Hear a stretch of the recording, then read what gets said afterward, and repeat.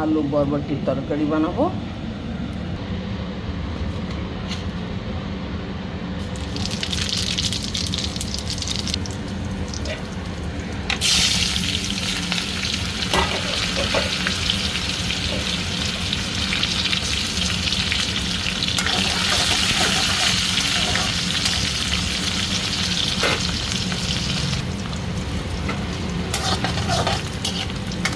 তেলের কালার একটু black black দেখাচ্ছে। পাঁপড় ভাজছিলাম, পাঁপড় ভাজার জন্য তেলের কালারটা একটু চেঞ্জ হয়ে গেছে।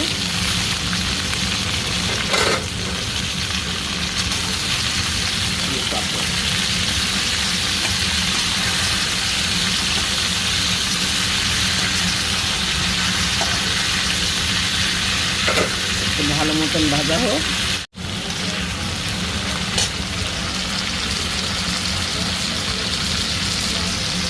হলুদ,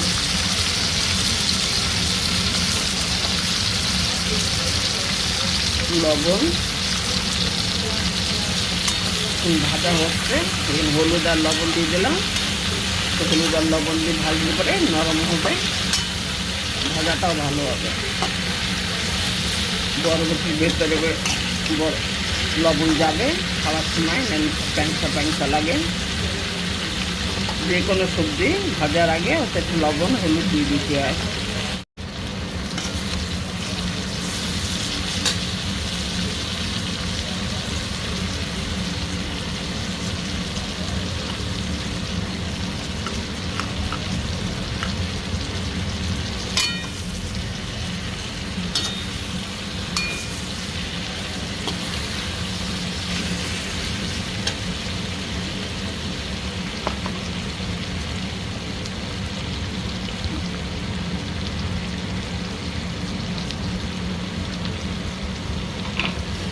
আদা রসুনের পেস্ট, লঙ্কার গুঁড়ো দিয়ে দিলাম।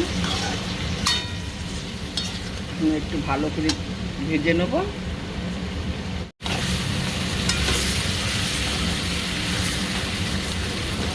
ভালো মতন মশলার সাথে ভাজা হয়ে গেছে। এতে এখন দেবো টমেটো,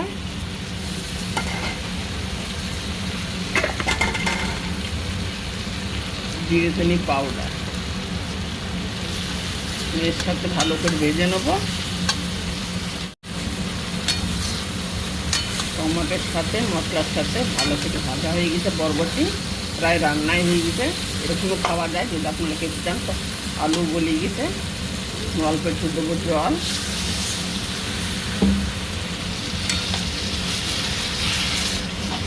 যদি খেতে চান তো এরকমও তরকারি খাওয়া যায়, সাথে একটু ডাল আর বাস একটু ভাজা বরবটির তরকারি।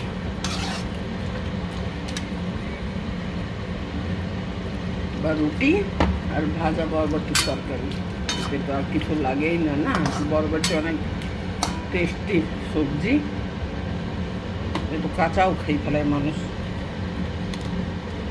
অল্প একটু লবণ দিয়ে দেবো, লবণ আগে দেওয়া হয়েছিল।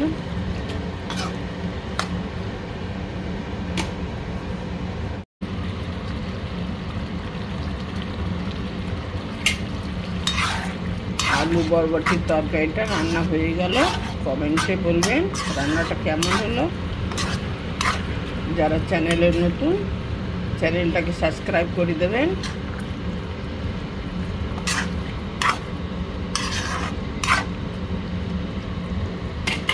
ভাত রুটি দুটোই খেতে পারেন।